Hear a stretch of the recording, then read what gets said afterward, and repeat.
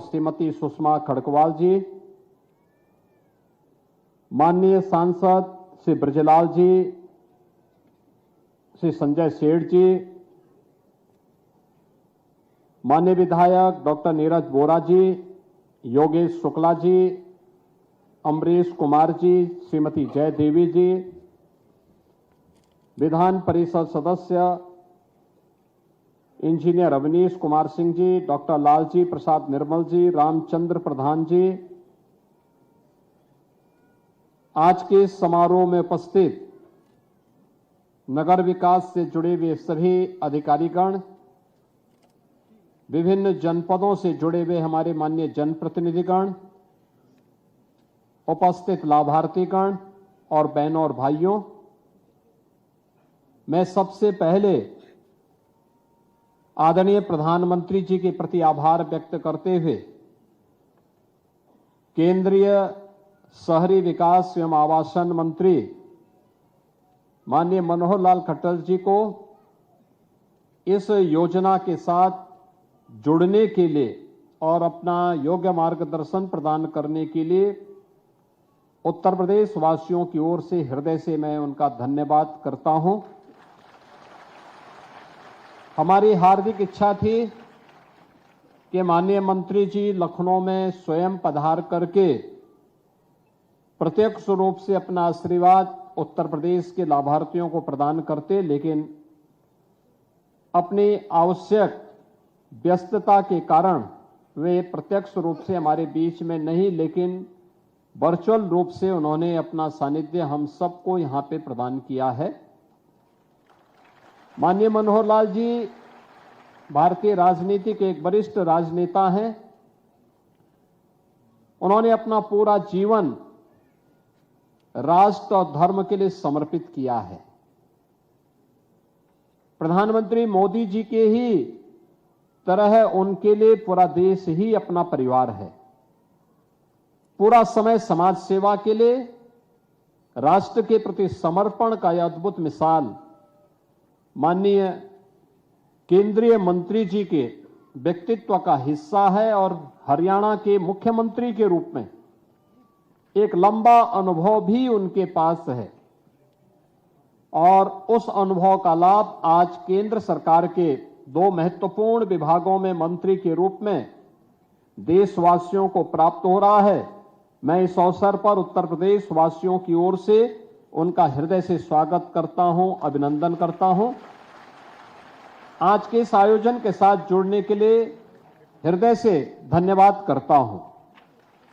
मैं इस अवसर पर उत्तर प्रदेश के उन 2 लाख से अधिक लाभार्थियों को, जिन्हें आज प्रधानमंत्री आवास योजना की एक किस्त आवंटित हो रही है, जिसमें अवमुक्त धनराशि है 2094 करोड़ 21 लाख की, और इनमें 2,09,421 लाभार्थी आज प्रधानमंत्री आवास योजना से लाभान्वित हुए हैं। मैं आपको बताना चाहूंगा कि जहां जिन जनपदों की सर्वाधिक संख्या है, उनमें गाजियाबाद के 8,937, बदायूं के 4,521, बिजनौर के 5,581, बरेली के 8,693, अलीगढ़ के 5,382, आगरा के 3,828, फर्रुखाबाद के 3,236,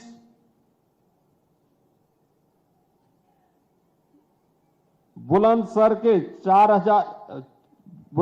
3,567, देवरिया के 4,142, अयोध्या के 4,697,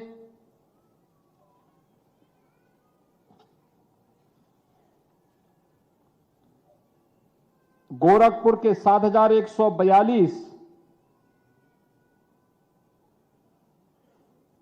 कुशीनगर के 6,231, लखीमपुर खीरी के 5,100, लखनऊ के 8,568, महाराजगंज के 4053, मथुरा के 4366, मऊ के 3494, मिर्जापुर के 2027, मुरादाबाद के 3827, प्रतापगढ़ के 7214, प्रयागराज के 5023,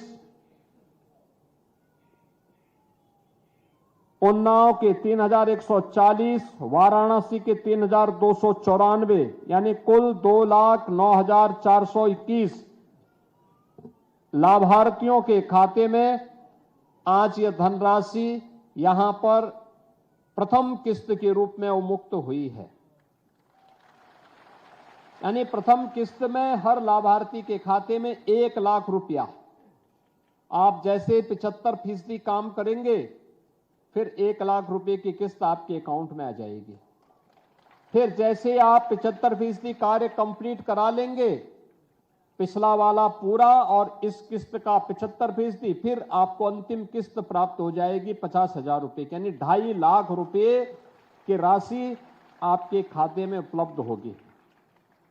बहनों और भाइयों, अगर देखा जाए तो पिछले 8.25 वर्ष के अंदर उत्तर प्रदेश के अंदर हम लोगों ने अब तक 60 लाख से अधिक लाभार्थियों को ग्रामीण और शहरी क्षेत्र में प्रधानमंत्री आवास योजना का लाभ दिया है और उनमें 2 लाख और आज जुड़ रहे हैं। यानी अब यह 62 लाख की स्थिति में पहुंच चुका है। याद करिए, 62 लाख परिवार आजादी के बाद पहली बार, ये 62 लाख परिवार आजादी के बाद पहली बार अपने स्वयं के आवास की सुविधा को प्राप्त कर रहे हैं। और इसका श्रेय अगर जाता है तो प्रधानमंत्री मोदी जी के विजन को जाता है, उनके नेतृत्व को जाता है। ग्रामीण क्षेत्र में आवास के लिए पूरा पैसा प्राप्त हो, यह पहली बार हुआ। और शहरी क्षेत्र में भी आवास की सुविधा मिले, ये पहली बार हुआ। और वह भी 2.5 लाख रुपए मिले, यह पहली बार हो रहा है। हम लोगों ने 2017 से लेकर के 2025 के बीच 17,66,000 शहरी निवासियों को एक आवास उपलब्ध कराया था और आज 2,09,421 लाभार्थियों को यह आवास की सुविधा उपलब्ध करवाई जा रही है। यानी अब यह संख्या बढ़कर के आप स्वयं देख सकते हैं कि अब यह संख्या बढ़कर के 19,75,000 पहुंच जा रही है। 19,75,000 लाभार्थी उत्तर प्रदेश के अंदर शहरी योजना के अंदर एक आवास उपलब्ध कर रहे हैं। बहनों और भाइयों, जब अच्छी सरकारें आती हैं तो अच्छी सोच के साथ लोगों को सुविधाओं से संपन्न करती हैं। शहरी क्षेत्र में सुविधाएं बढ़ी हैं, अच्छी सड़कें हुई हैं, स्वच्छ शहर बने हैं, पेयजल की सुविधा बढ़ी है, यातायात की सुविधा बढ़ी है, स्मार्ट सिटी के लक्ष्य को प्राप्त किया गया है। पहली बार स्ट्रीट वेंडर के लिए भी पीएम स्वनिधि का लाभ प्राप्त हो रहा है और हर जरूरतमंद के लिए एक आवास की सुविधा का लाभ। ये केवल एक आवास नहीं है, ये संपूर्ण स्वावलंबन का आधार भी है। याद करिए, हर एक व्यक्ति की अभिलाषा होती है कि मैं अपने जीवन में अपने लिए एक आवास बना लूं। हम बचपन में भी सुनते थे, रोटी, कपड़ा और मकान, यानी ये 3 आवश्यकता एक बुनियादी सुविधाओं के अंतर्गत हम बचपन से गिनते थे। रोटी रोजमर्रे की उसकी आवश्यकता का पूर्ति करता है, कपड़ा उसके दैनिक आवश्यकता की पूर्ति का माध्यम बनता है और मकान उसके सिर को ढकने के लिए सर्दी से, गर्मी से, बरसात से, किसी भी प्रकार के सुरक्षा से उसको एक समुदाय के रूप में एक जगह एक छत के नीचे अपने परिवार के साथ वह रह सके, सुरक्षित वातावरण में रह सके, इसके लिए सुविधा उसे उसकी तमन्ना रही है। आप सोचिए, मोदी जी ने तीनों प्रकार की सुविधा उपलब्ध करवाई। रोटी के लिए हर गरीब के पास उसका राशन कार्ड, कपड़े के लिए उसे तमाम प्रकार की सुविधा देकर के मिशन रोजगार के अंतर्गत रोजगार के माध्यम से ये रोजगार अलग अलग तरीके से प्राप्त हो रहा है। स्ट्रीट वेंडर के लिए पीएम स्वनिधि योजना, परंपरागत कारीगरों के लिए, हस्तशिल्पियों के लिए पीएम विश्वकर्मा योजना, जो नौजवान पढ़ा लिखा है उसके लिए स्वयं का पीएम स्टार्टअप की योजना, पीएम स्टैंड अप की योजना, और अच्छा नौकरी रोजगार कर सकता है पीएम स्किल की योजना, और फिर शासकीय योजनाओं में ईमानदारी के साथ उसका समायोजन हो, इसकी तमाम प्रकार की योजनाएं उसकी आवश्यकताओं की पूर्ति करता है। और मकान के लिए यह प्रधानमंत्री आवास योजना, प्रधानमंत्री आवास योजना के साथ साथ कुछ लाभार्थी ऐसे थे, कुछ समुदाय ऐसे थे जो छूते थे, उनको हमने मुख्यमंत्री आवास योजना के साथ भी उन्हें जोड़ करके उससे लाभान्वित करने का प्रयास किया। यानी संपूर्ण आत्मनिर्भरता के लक्ष्य को प्राप्त करने के लिए आवास है तो आवास के साथ शौचालय भी, बिजली का कनेक्शन भी, उज्ज्वला योजना का रसोई गैस का कनेक्शन भी, आयुष्मान का कार्ड भी, यानी ये सभी कुछ उसे प्राप्त हो रहा है। और मैं तो प्रधानमंत्री आवास योजना की पहली किस्त जब पिछली बार आवास पूर्ण होने के बाद कुछ लाभार्थियों के पास गया था, मैंने देखा था बहुत सारे परिवारों ने आर्थिक स्वावलंबन का एक मॉडल खड़ा किया था। जैसे अयोध्या में मैं गया था एक आवास के पास, और परिवार बड़ा भावुक था। जब मैं गया था, उसने अपने परिवार में मुझे आमंत्रित किया और उसने स्वागत किया। मैंने उनसे पूछा कि भाई आपको योजना का लाभ मिलने के बाद क्या लग रहा है? उसने कहा साहब मेरा परिवार पूरी तरह आर्थिक स्वावलंबी हो गया है। मैंने कहा कैसे?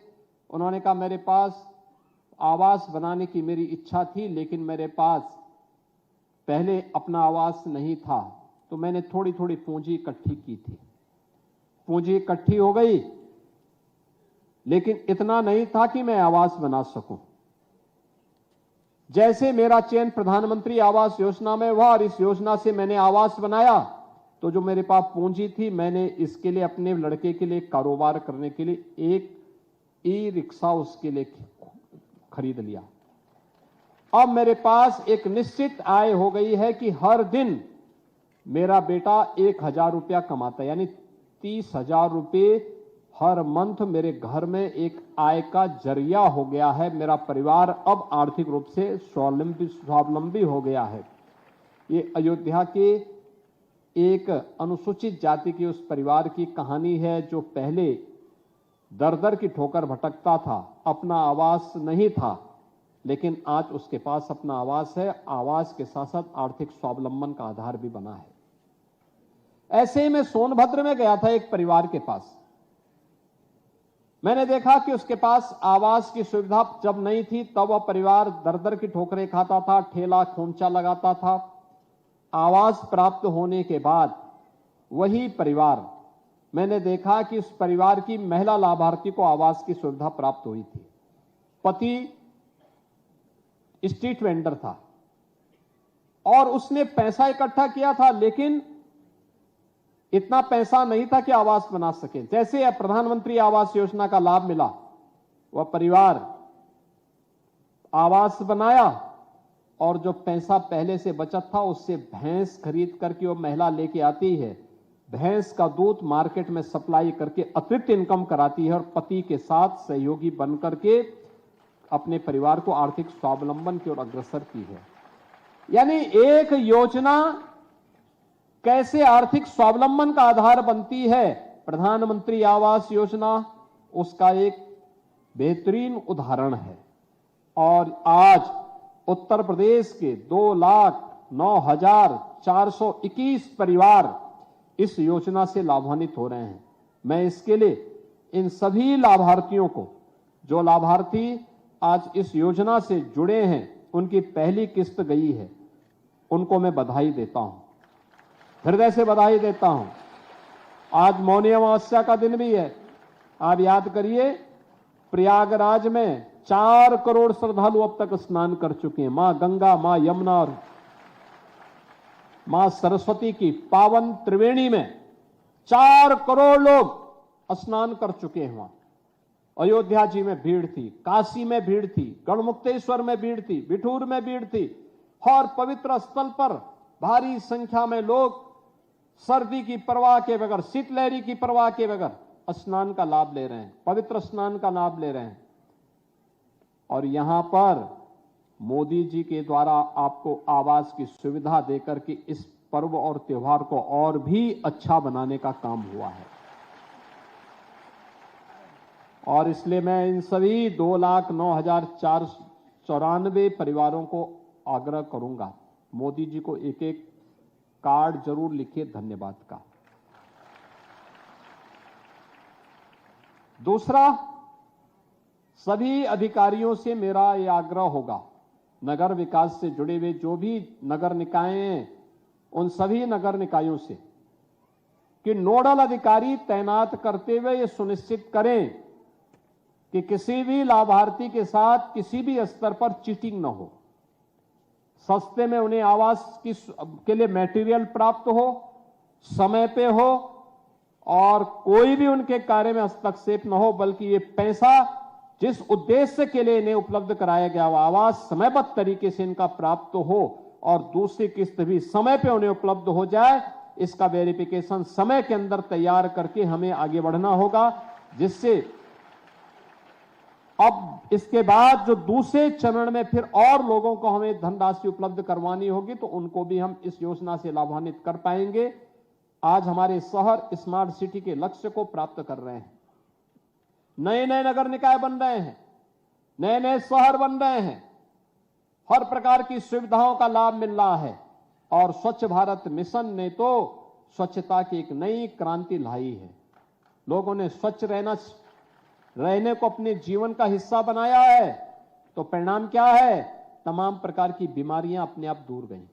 देखो, सरकार ने माफिया को दूर किया, आपने गंदगी को दूर किया, उत्तर प्रदेश तेजी के साथ आगे बढ़ गया। और यही परिवर्तन का आधार बनता है, यही परिवर्तन है। और इस परिवर्तन के लिए मैं आप सबको बधाई देता हूं।